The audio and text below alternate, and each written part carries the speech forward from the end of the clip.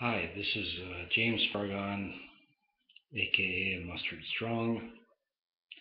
I've been on a bit of a hiatus. I got kind of depressed and scattered. Um, but I'm going to try to get back in the game here and get my YouTube channel on track again.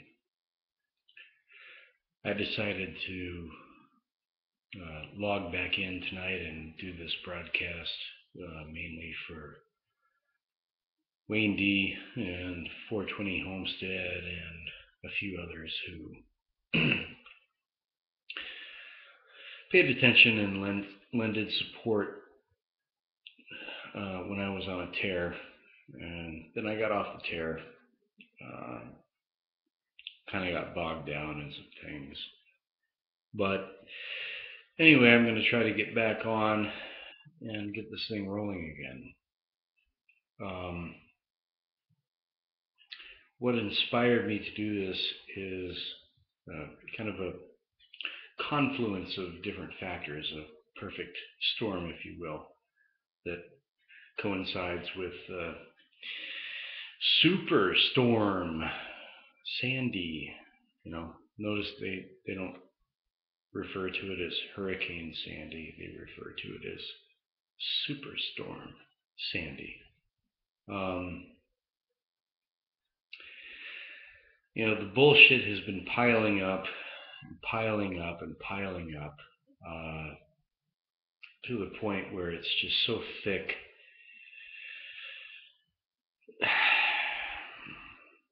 I don't even know what to say. I've been watching it pile up for weeks now.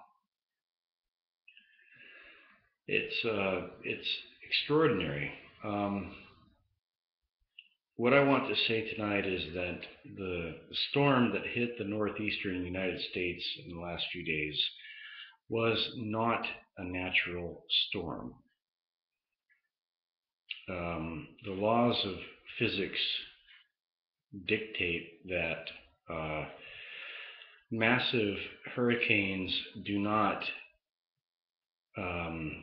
hit the northeastern United States in late October. It just doesn't happen.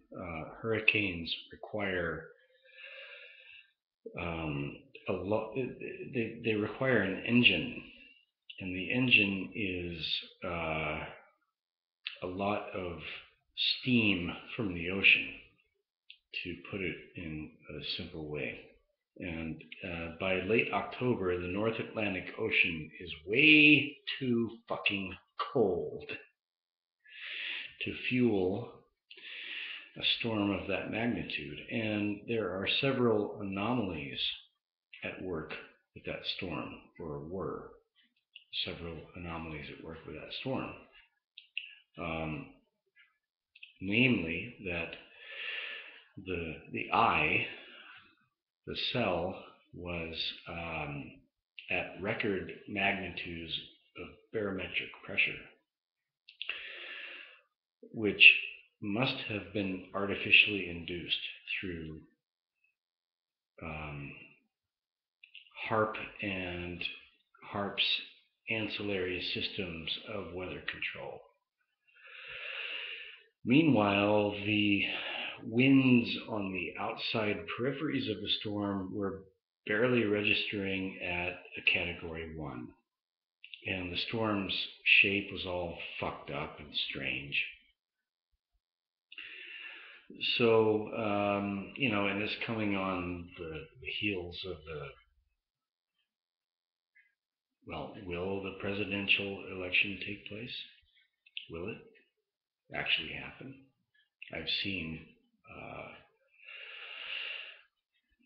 I've seen links to articles where it is being debated whether the presidential election should or should not be postponed, with some stinky bullshit legal arguments thrown in.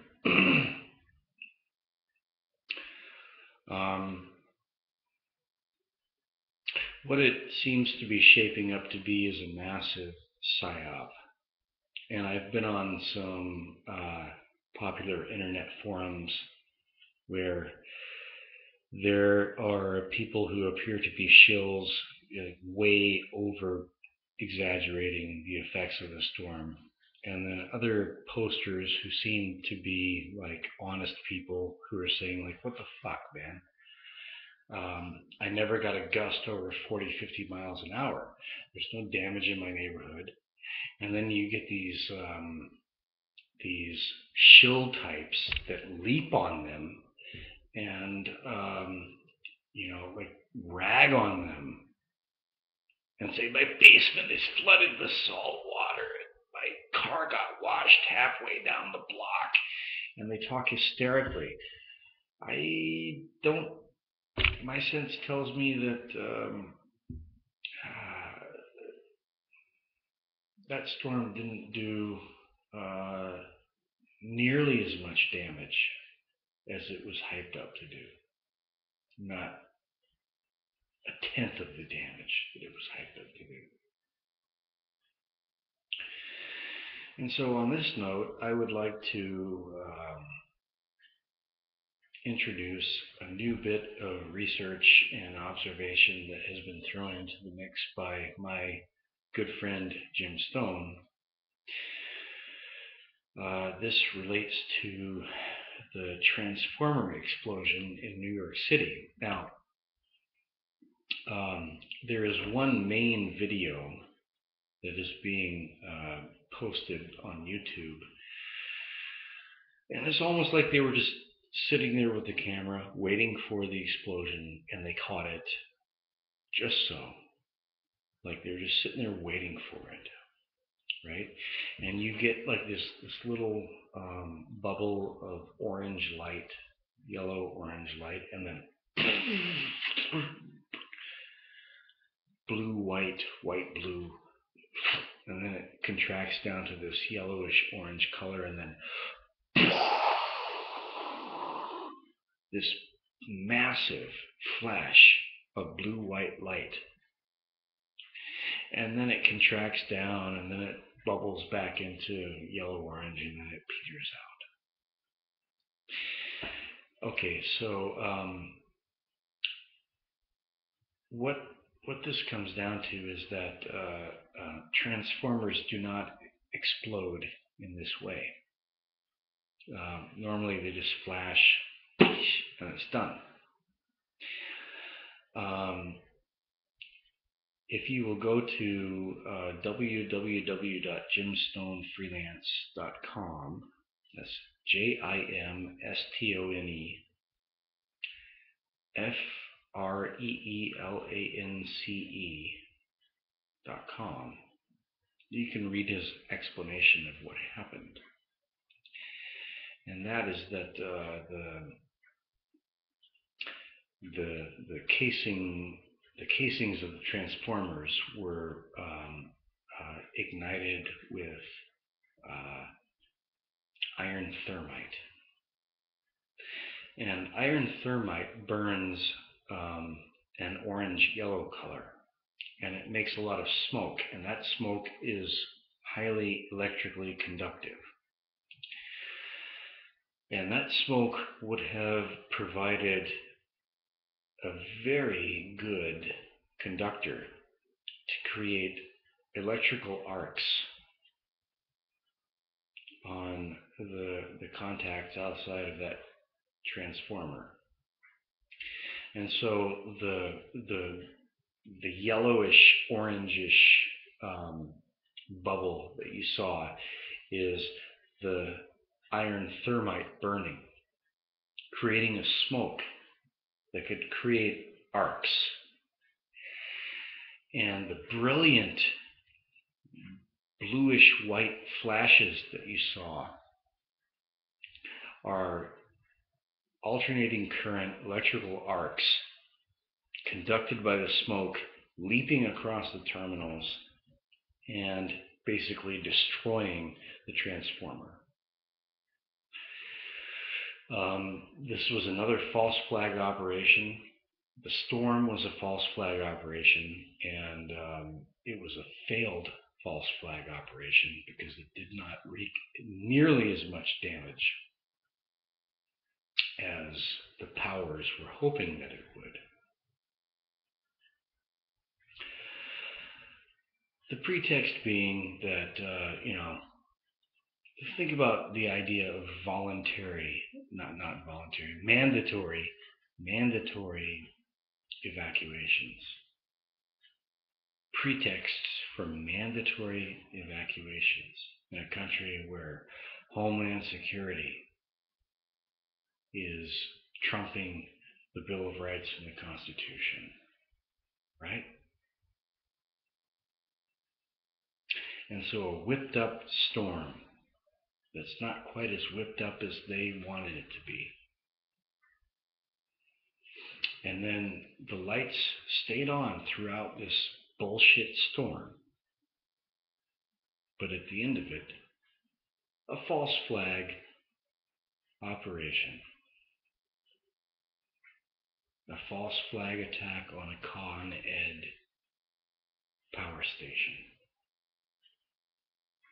And subsequently, the lights are out in New York City. There's a lot more to this story that I'm not going to go into right now. But it is a big story. And I'll tell you this.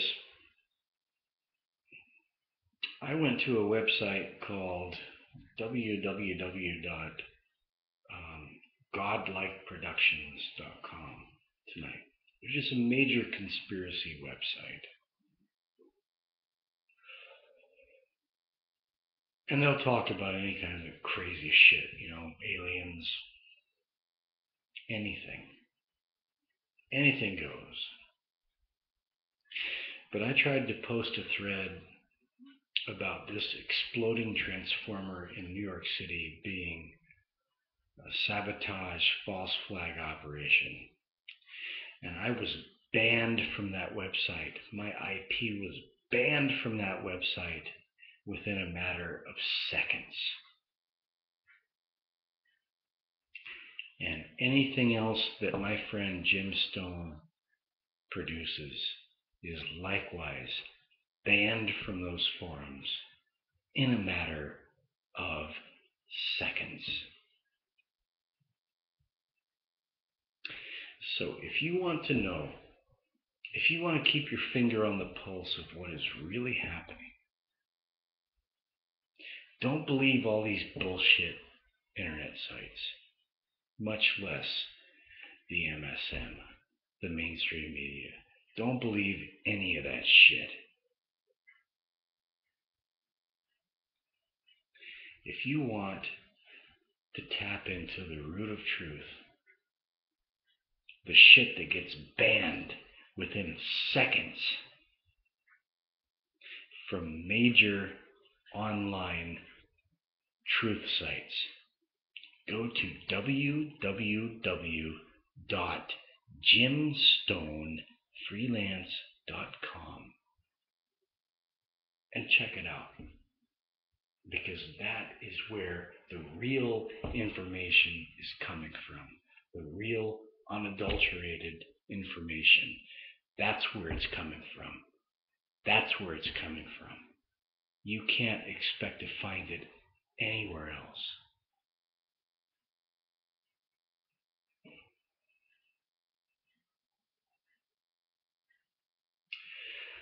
So, welcome back to me. I'm going to try to start doing this again nightly.